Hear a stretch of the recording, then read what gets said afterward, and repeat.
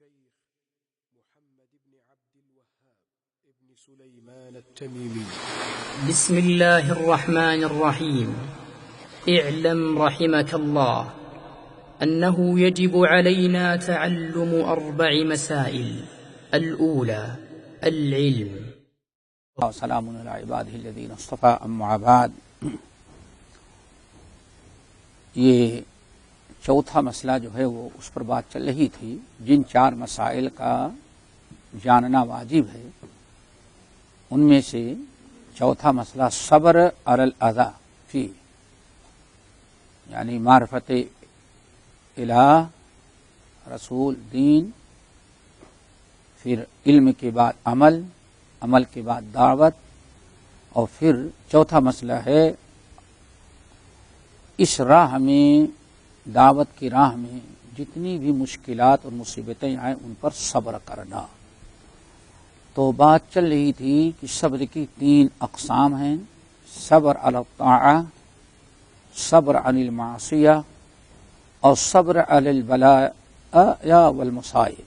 اور تینوں کو ہم نے آپ کے سامنے سمجھایا اور آپ کو بتایا اور ہم نے وضاحت کی کہ ان تینوں قسمیں کیا ہیں. صبر علی الطاعہ کس کو کہتے ہیں، صبر عن المعصیہ کس کو کہتے ہیں، اور صبر علی البلاء والمصائب کس کو کہتے ہیں، اس کی تفصیل ہم نے بتائی.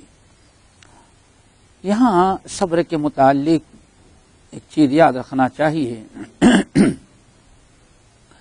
کہ یہ دعوت کا کام جو ہے، جب انسان اپنے علم عمل کے ساتھ توحید کی، سنت کی، خالص اسلام کی، حق کی دعوت دیتا ہے تو ہمیشہ اس کی لوگ اس کی مخالفت کرتے ہیں، عداوت اور دشمنی پر آمادہ ہوتے ہیں اور طرح طرح سے تکلیف پہنچانے کی کوشش کرتے ہیں، بلکہ تکلیف پہنچانا کار ثواب سمجھتے ہیں. تو اس راہ میں، دعوت کی راہ میں جب بھی حق کی دعوت دی جائے گی، اسلام، خالص اسلام کی، توحید و سنت کی، تو یقیناً یہ سنت اللہ ہے کہ اس آدمی کو تکلیف دی جائے گی. وہ تکلیف اور ایذا سے بچ نہیں سکتا.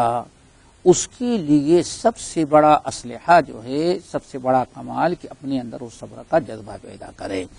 چنانچہ دیکھیں سورۃ الانعام کے اندر اللہ تعالیٰ ارشاد فرماتے ہیں، کبھی بھی کوئی رسول، نبی کے وارثین جب بھی حق کا پیغام لے کے کھڑے ہوئے قوم کے سامنے، قوم نے ان کو تکلیف دی، ایذا پہنچایا، اس سے کوئی نبی جابر نہیں ہوا، نہ کبھی نائب ولی نبی یا ورثۃ الانبیاء علماء کبھی اس سے محفوظ، داعی توحید کا کبھی اس سے بچ نہیں سکتا.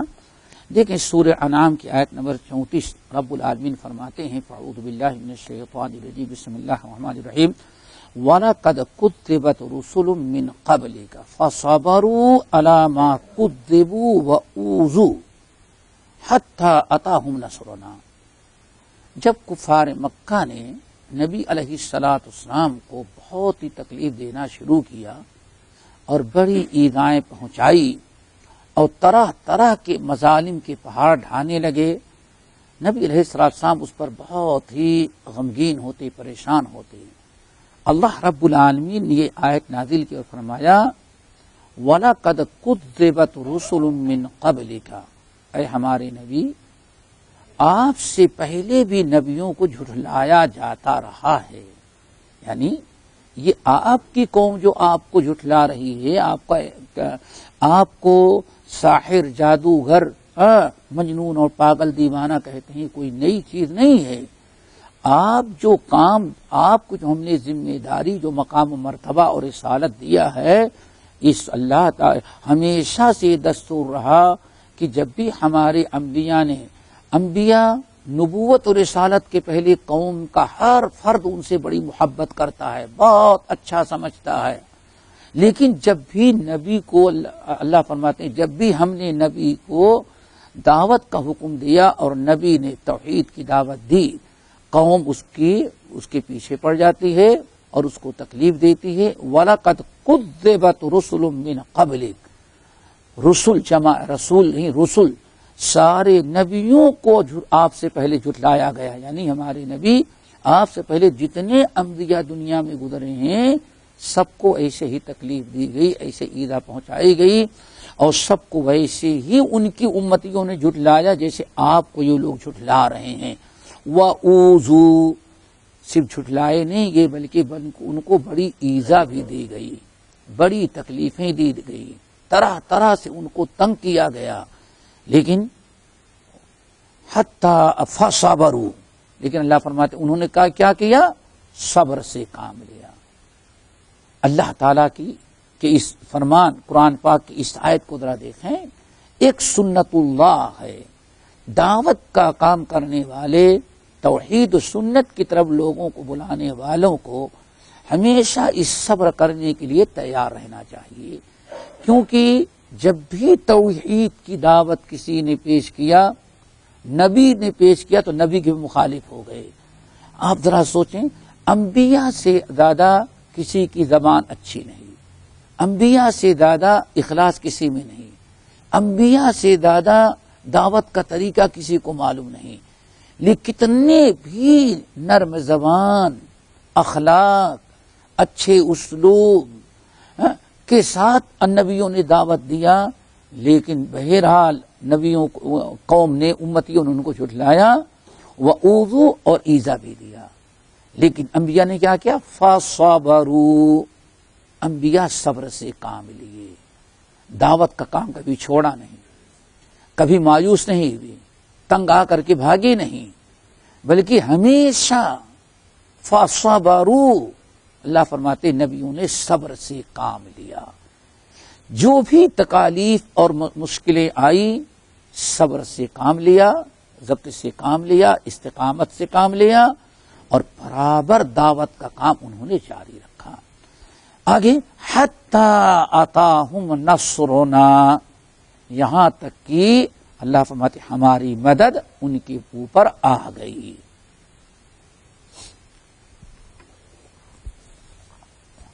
دیکھیں اس آیت سے ایک بڑی ایک چیز تو معلوم ہی ہوئی، دو چیزیں معلوم ہوئی۔ ایک چیز تو یہ کہ ہمیشہ دعوت کی راہ میں صبر کرنا پڑتا ہے، بغیر صبر کے آدمی دعوت کا کام نہیں کر سکتا۔ انبیاء علیہ الصلاۃ والسلام سے لے کر کے معمولی قسم کے داعی تک جب بھی وہ کتاب و سنت، توحید کی اور سنت کی دعوت لے کے کھڑا ہوگا اور شرک و بدعات کو مٹانے کے لیے کمر بستہ ہوگا تو لوگ اس کو ستائیں گے، اس کو تکلیف دیں گے، لیکن انبیاء کا کام ہے صبر کرنا۔ اسی لیے انبیاء کی سنت پر عمل کرتے ہوئے وہ ہمارے لیے اسوہ اور قدوہ ہیں۔ ہمیشہ ہم کو بھی دعوت کے میدان میں اگر کامیاب ہونا ہے تو صبر و ضبط سے کام لینا پڑے گا، یہ سنت اللہ ہے۔ دوسری چیز یہ معلوم پڑی کہ قوم داعی جب دعوت کا کام شروع کرتا ہے، دعوت کی مخالفت کرنے والے قوم کے لوگ جتنا زیادہ تکلیف دینے لگتے ہیں اور جتنا زیادہ نبیوں کو یا داعی کو ستاتے ہیں، اتنی ہی جلدی اللہ رب العالمین کی مدد بھی آتی ہے۔ جب ظلم کی انتہا کرتے ہیں تو اللہ تعالی مدد بھیجتا ہے۔ فرمایا حتی اتاہم نصرنا وَلَقَدْ كُذِّبَتْ رُسُلٌ مِّن قَبْلِكَ فَصَبَرُوا عَلَىٰ مَا كُذِّبُوا وَأُوذُوا، جس بات پر ان کو جھٹلایا گیا کبھی انہوں نے لڑائی نہ لڑی، بلکہ فَصَبَرُوا وَأُوذُوا، اور کتنے بھی ستائے گئے، جھٹلائے گئے، ستائے گئے، لیکن صبر سے کام لیتے رہے۔ آخر میں حتی اتاہم نصرنا، اللہ فرماتے ہماری مدد ان کو پہنچی۔ حضرت نوح علیہ السلام سے لے کر کے آخر زمانے تک دیکھیں برابر یہ سلسلہ جاری رہا۔ یہ دو چیزیں تو معلوم ہوئی، ایک تو صبر سنت اللہ ہے، سنت انبیاء ہے، ہر داعی کو صبر کرنا ضروری ہے۔ دوسری چیز یہ کہ کبھی اللہ تعالیٰ کی قوم جب تنگ کرے، جتنا زیادہ ستانے لگے، اتنی ہی قریب اللہ تعالیٰ کی نصرت اور مدد ہو جاتی ہے، کیونکہ اللہ نے فرمایا حتی اتاہم نصرنا۔ اب یہاں داعی کے لیے ضروری ہے صبر کس پر کرے، وہ بھی بڑی اہم چیز ہے. صبر کرنا جو ضروری ہے وہ یہ ہے. نمبر 1،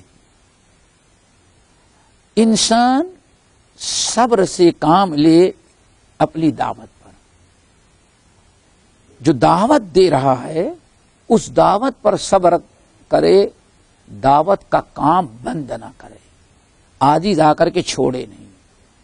ہمیشہ کتنی بھی ایذا دی جائے صبر کرے اور دعوت کا کام جاری رکھے، پیچھے نہ ہٹے، ہمت نہ ہارے، میدان نہ چھوڑے. اللہ تعالیٰ کی نصرت و مدد کے ساتھ ہوتی ہے. وہ برابر دعوت دینے میں ڈٹا رہے.